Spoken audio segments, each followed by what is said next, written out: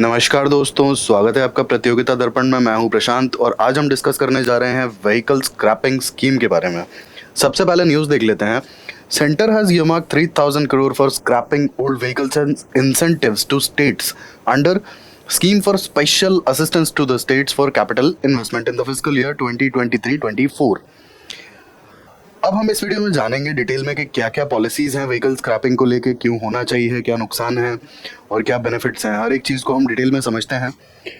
सबसे पहले हम व्हीकल स्क्रैपिंग समझ लेते हैं। व्हीकल स्क्रैपिंग का मतलब होता है जिन भी व्हीकल्स की लाइफ ऑलमोस्ट खत्म हो चुकी है उन्हें फ्लीट से हटा देना।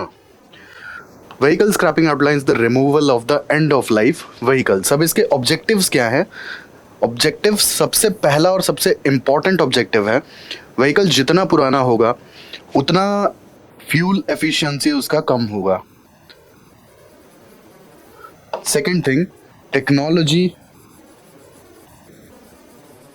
कहीं ना कहीं ऑब्सोलीट टेक्नोलॉजी का यूज हुआ होगा उस व्हीकल के प्रोडक्शन में, तो ये एक बहुत बड़ा रीजन है। और अगर पुराने व्हीकल्स चलते रहेंगे तो एमिशंस हाई रहेंगे। तो हमें जो बहुत ज़्यादा पुराने व्हीकल्स हैं जिनकी लाइफ ऑलमोस्ट ख़त्म हो चुकी है, जैसे एक सर्टेन लाइफ होती है 15 से 20 से 25 साल व्हीकल्स की, तो हम अगर उसके बाद देखें तो उसके बाद उन्हें रोड से हट जाना चाहिए। इससे सबसे इम्पॉर्टेंट जो बेनिफिट होगा वो होगा एमिशन का रिडक्शन। सेकेंड ऑब्जेक्टिव की हम बात करते हैं, transition to better emission standard vehicles. अब ऑब्वियसली आपने देखा कि जब तक भारत स्टेज बहुत अच्छे से इम्प्लीमेंट नहीं हो रहा था तब तक पुराने व्हीकल्स चलते रहते थे। BS3 आया, इसके बाद BS4 आया और BS4 के बाद हमने BS5 को लीप फ्रॉग कर दिया और सीधा पहुंचे BS6 पे। तो अब आप देख रहे हैं एमिशन स्टैंडर्ड्स हर एक स्टेज में इम्प्रूव होते चले जा रहे हैं। अब पुराना व्हीकल होगा तो वो BS3 BS2 का होगा, तो ऑब्वियस सी बात है कि उसमें एमिशन स्टैंडर्ड इतने अच्छे से फॉलो नहीं किए होंगे जितना BS6 के एमिशन स्टैंडर्ड्स होंगे। और BS6 के एमिशन स्टैंडर्ड्स के अकॉर्डिंग बने हुए व्हीकल का एमिशन ऑब्वियसली बहुत ही ज़्यादा कम होगा।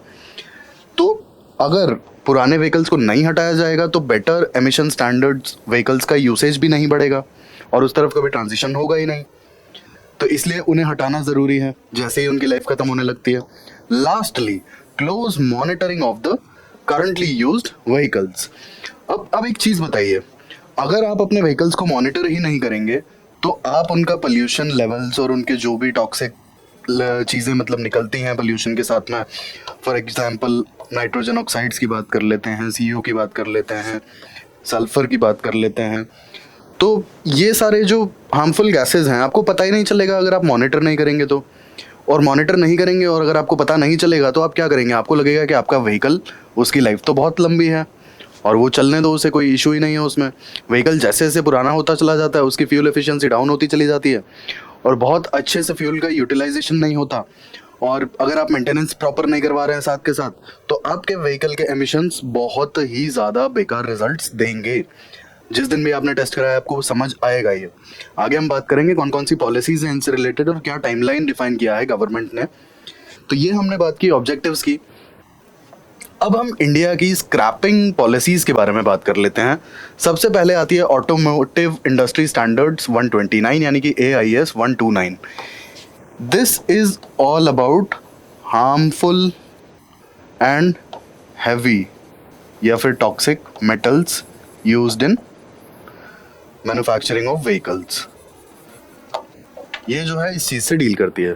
सेकंड अगर हम पढ़ेंगे, guidelines for environmentally sound facilities for handling, processing and recycling of ELV।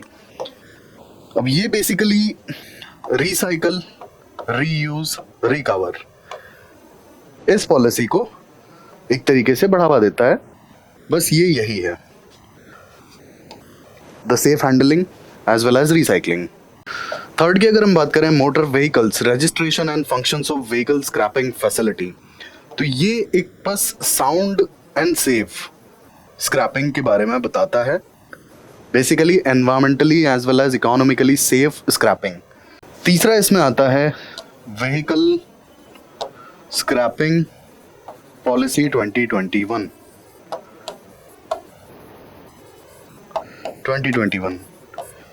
यही वो पॉलिसी है जहाँ पे आपने कई बार सुना होगा कि प्राइवेट व्हीकल्स का, स्पेशली अगर हम एनसीआर की बात करें, तो पेट्रोल व्हीकल्स 15 ईयर्स के बाद अलाउड नहीं है, और अलाउड सिर्फ एक ही केस में है, आपको एनओसी लेना पड़ेगा, और वो भी शायद परमिशन 1 या 2 साल के लिए मिलती है आफ्टर 15 ईयर्स ऑफ रजिस्ट्रेशन।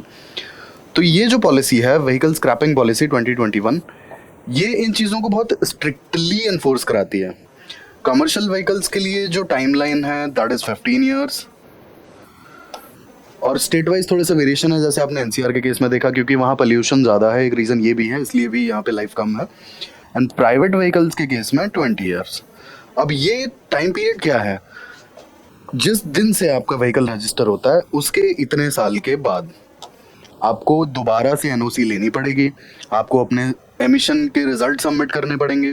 अगर सेटिस्फैक्ट्री एमिशन रिजल्ट्स आते हैं तभी आपको आगे व्हीकल का रजिस्ट्रेशन कंटिन्यू करने दिया जाएगा, अदरवाइज आपका रजिस्ट्रेशन एक्सपायर हो जाएगा उसके बाद, और आपको अपना व्हीकल स्क्रैप कराना पड़ेगा। मतलब सिंपल भाषा में 15 साल के बाद अगर आपकी गाड़ी, आपका व्हीकल, आपका 4 व्हीलर ज़्यादा पल्यूट कर रहा है, या फिर जो स्टैंडर्ड्स डिफाइंड हैं उससे ज़्यादा पोल्यूशन अगर उसका निकलता है एग्जॉस्ट से, और अगर ये टेस्ट में आ जाता है, तो आप मान लीजिए कि आपको अपनी गाड़ी स्क्रैप करनी पड़ेगी या फिर कबाड़ी के दाम पर बेचनी पड़ेगी, क्योंकि आपको रजिस्ट्रेशन की परमिशन नहीं मिलेगी। एंड एज यू नो, जहाँ भी जाते हो पुलिस वाले तो हर जगह पहले आरसी और लाइसेंस और इंश्योरेंस यही तो मांगते हैं ना, और आरसी मिलेगा नहीं, सिंपल सी बात ये है।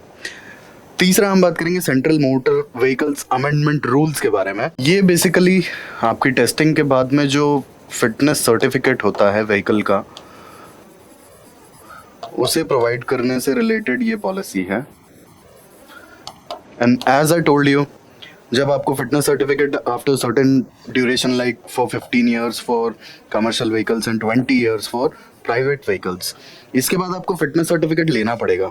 ये मैंडेट है इस रूल्स के अंदर में, 2021 के जो रूल्स हैं ये इसमें मैंडेट है, और अगर आपने नहीं लिया तो आपका रजिस्ट्रेशन का जो प्रोसेस है वो पूरा ही नहीं हो पाएगा।